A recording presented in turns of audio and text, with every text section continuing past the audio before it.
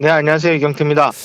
자, 이재명 대통령이 정말 연일 이 중동 사태 여기에 대한 대응하는 그런 메시지를 계속 내놓고 있는데요. 일단은 어제 이제 국무회의에서 여러 가지 얘기가 나왔습니다.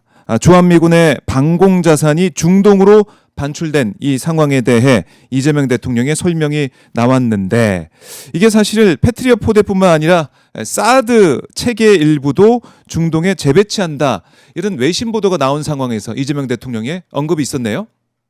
네, 워싱턴 포스트가 미 정부 관료 발언을 인용해서 사드 체계 일부가 중동에 재배치된다라는 것을 확인했는데요. 네. 사실 우리 국내 언론들도 오산 기지에 있던 미군 수송기가 방공 자산들을 싣고 떠났다라는 보도를 그제 저녁부터 한 바 있습니다.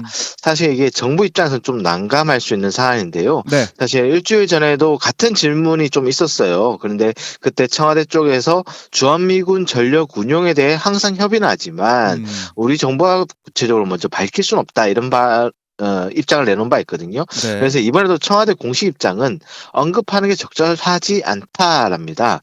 근데 대통령이 직접 이 부분을 언급한 겁니다. 우리는 반대하지만 관철이 어렵고 그렇게 반출되더라도 우리 안보에 크게 무리되진 않는다.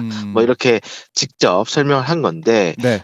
대국민에게 알렸다라고 보면 되겠죠. 굳이 입장을 밝힌 거는 두 가지 의미가 있습니다. 국민 일부가 느낄 안보 불안에 대해 직접 군 통수권자로서 걱정하지 마시라 다독이는 것도 있고 또 하나는 이제 중동 상황과 관련해서 이제 주한미군의 자산 반출 그리고 이런 등에 대한 어떤 비판적 견해를 좀 우회적으로 좀 심경을 토로하신 거 아닌가 이런 저 개인적 생각도 있습니다.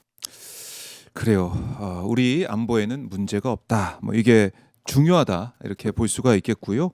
어제 코스피 시장 뭐 잠시 뒤에 또 장이 열리게 되겠지만 지금 풀이장을 보면은 그래서 오늘도 코스피, 코스닥이 오를 가능성이 있어 보이는데 어쨌든 어제 코스피 시장, 코스닥 시장 반등을 했고 환율과 유가는 떨어졌습니다. 다만 이제 중동발 불확실성 이거 뭐 여전합니다. 호르무즈 해협에 기뢰가 설치가 됐다 이런 얘기가 나오다 보니까 트럼프 대통령이 그 가만히 안 두겠다 또 이렇게 맞받아치기도 하고 있고 이재명 대통령이 근데 이 상황에 대해서 이 위기에 대해서 위기가 곧 기회다 여러 번 강조를 했어요.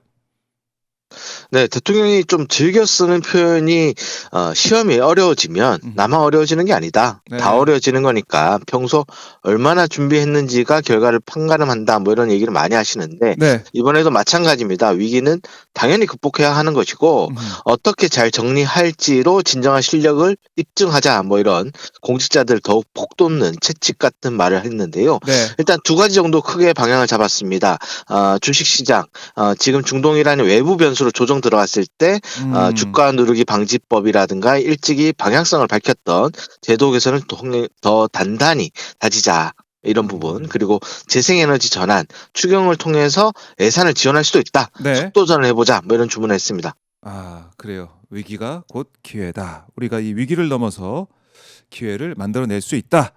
자, 이재명 대통령이 정말 선봉에 서서 우리 대한민국의 미래를 위해 위기 극복을 위해 또 기회 창출을 위해 열심히 뛰고 있다 이런 생각이 계속 드는데 또 이번에 추가 경정 예산 편성 추경을 공식화했다라고 볼 수 있겠네요. 어떻습니까? 그렇습니다. 원래 이전에도 추경을 간간히 언급한 바 있습니다. 네. 그런 이재명 정부가 확장 재정이랑 적극 재정 기조기 때문에 예상됐던 사안인데 일각에선 사실 뭐 나라빚이 어쩌고 저쩌고 뭐 이런 얘기를 하면서 문제 삼을 가능성이 좀 크지 않았습니까? 네. 그런데 이번 중동 상황이 누가 뭐래도 추경 편성을 할 수밖에 없는 상황을 열어젖혔다 뭐 이렇게 볼 수 있는데요. 당장 뭐 금준의 시행을 예고한 최고 가격제 시행만 하더라도 재정이 좀 들어가야 되는 부분이 있어요. 그리고 유류 소비자에게 직접적 지원을 한다면은 더 많은 재정이 소요될 수밖에 없습니다. 다행히 그 반도체 업황이 좀 좋았고 주식 시장도 하락이었기 때문에 일정 규모는 어떻게 본다면 국채 발행 없이도 가능하거든요. 그래서 이제 재정경제부 장관도 비슷한 얘기를 했는데 그래서 이제 뭐 돈이 나라빚을 낸다, 재정 건전성이 흔들린다 이런 반대 명분이 좀 부족해진 상황 그리고 민생 물가를 잡아야 된다는 아주 좋은 명분도 있는 상황입니다. 말씀 들어보니까 이 사안이 지방선거에 영향을 미칠 수도 있겠다. 이렇게도 판단이 되는데 어떻습니까?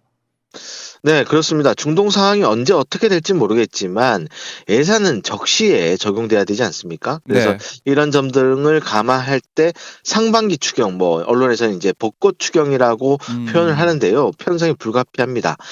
게다가 대통령이 양극화 완화 등을 위해서 소비자 직접 지원 등을 믹스하는 방안을 검토하라고 했는데 음. 저는 개인적으로 이제 민주당이 압승했던 2020년 총선이 좀 떠올랐어요. 그때 코로나 음. 팬데믹 때문에 전국민 재난지원금이 지급된 맞아요. 바 있는데 네. 이번에도 사실 뭐 의도치 않았지만 지방선거에 영향을 미칠 수 있는 파괴력이 음. 있고요. 가뜩이나 좀 선수가 부족한 네. 국민의힘 입장에서는 좀 울 수밖에 없는 상황이 되지 않을까 뭐 이런 생각이 아. 듭니다. 그래요. 그렇군요. 그러니까 이 중동 상황에 대해서 서민들의 고통을 덜기 위한 그런 방안들 정부가 고심하고 있는데 그 방안 중에 하나가 추경이겠죠. 이거는 국민의힘에서도 반대할 명분을 찾기 어려울 것 같다 이런 생각도 드는데 일단 지켜봐야 될 것 같고 또 민생 물가 관련해서도 어제 이재명 대통령이 제안했던 이 공공생리대 사업도 보고가 됐습니다. 연령, 소득에 무관하게 누구나 필요하다며 생리대를 받을 수 있도록 하는 내용. 이것 좀 정리 좀 해주십시오. 네, 이른바 깔창 생리대 논란 이후에 대통령이 성남시장 재임 때부터 지적했던 내용입니다. 네. 대통령이 이 문제를 공개적으로 지적하면서 100원 생리대도 드디어 등장한 상황이었는데요. 음. 이제 필요하다면 누구에게나 무상으로 생리대를 줄 수 있는 어떤 시범 사업이 시작됩니다. 음. 올해 하반기부터 지역 10곳을 선정해서 네. 여성들이 좀 쉽게 근접할 수 있는 곳에 음흠. 생리대 자판기를 설치하는 겁니다. 그래서 이제 누구나 필요하다면 이 생리대를 음. 받을 수 있습니다. 어. 제가 주목한 거는 대통령이 이 생리대 말고도요, 예. 독과점적 지위를 이용해서 국민 부담을 좀 높여왔던 음.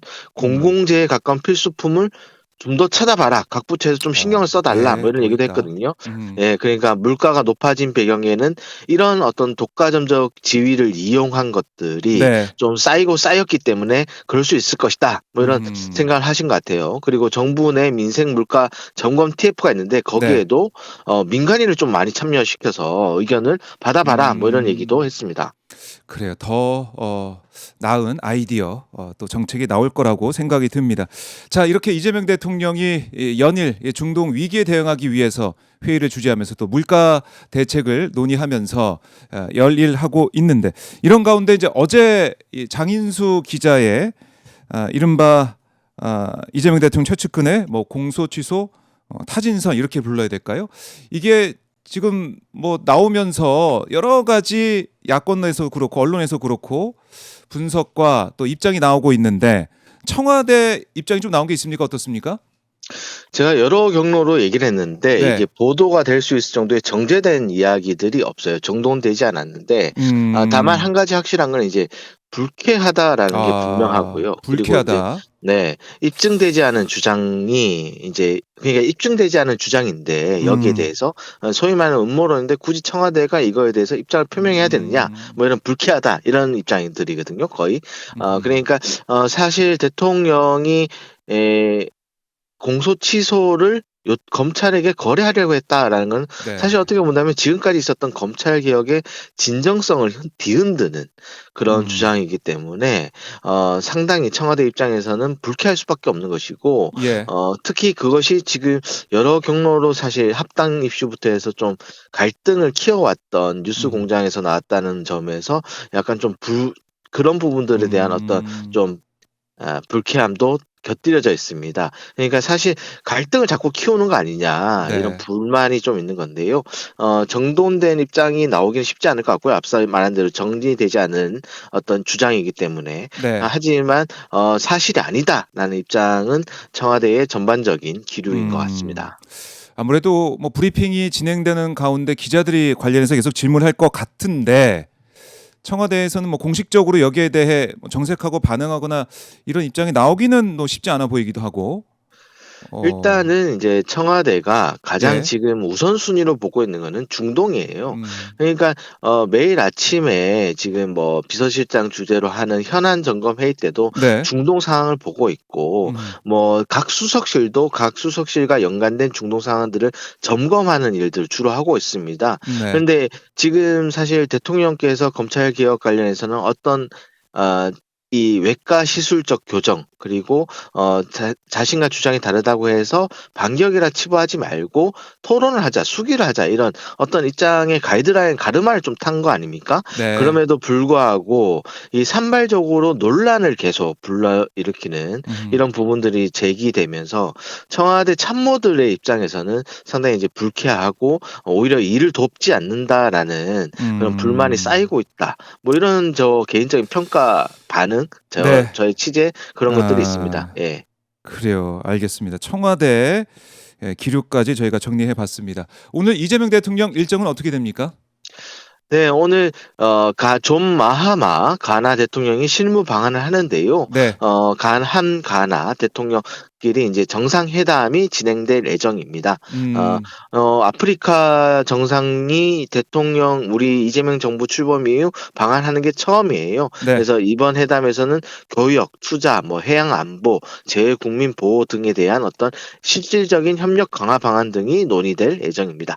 네, 알겠습니다. 내일 또 이 상황 정리해 보죠. 이 기자 말씀 잘 들었습니다.